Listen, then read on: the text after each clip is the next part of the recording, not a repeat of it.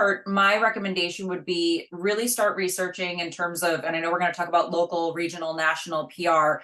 Where are you trying to get your message out? And you really are just going to have to do the research in terms of who covers the topic that you're trying to pitch.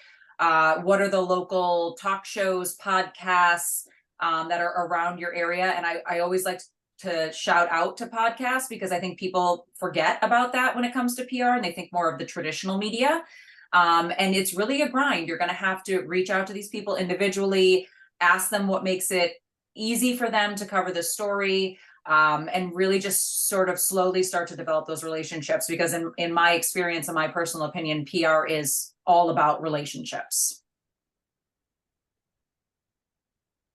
I would just add too, like, I think that one thing that sometimes when people come to me, the even before that, like, one thing that's worth mentioning and thinking about too is just like having the mindset right and having everything kind of like in place before you start even the outreach. And I know that's like kind of not really the question, probably. Like, I think what you answered, Meghan, is like the answer. But even before that, I feel like sometimes people come to me and they think they're ready, and they're not even actually quite ready. So if you really think about where to begin, going all the way back to your mindset, making sure you 100% stand behind your brand and what it is that you want, that you're saying you want to be known for, and clean things up, update anything. I'm not saying you have to go do a whole website overhaul or anything like that, but if there's anything that's holding you back from wanting to shout it from the rooftops, like what you're all about and what you want to be known for, people can like tell that. So what I really find it's really important to actually start there and like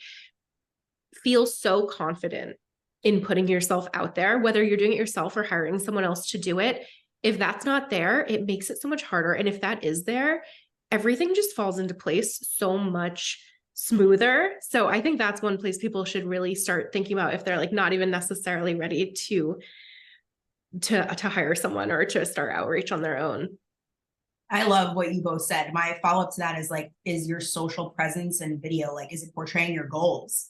Because it's like, I feel like I see the same thing you guys said all the time. And it's like, they look now to your social as a huge avenue of like, is this really like who you are? Because you're telling me a completely different message. So I think that's really important.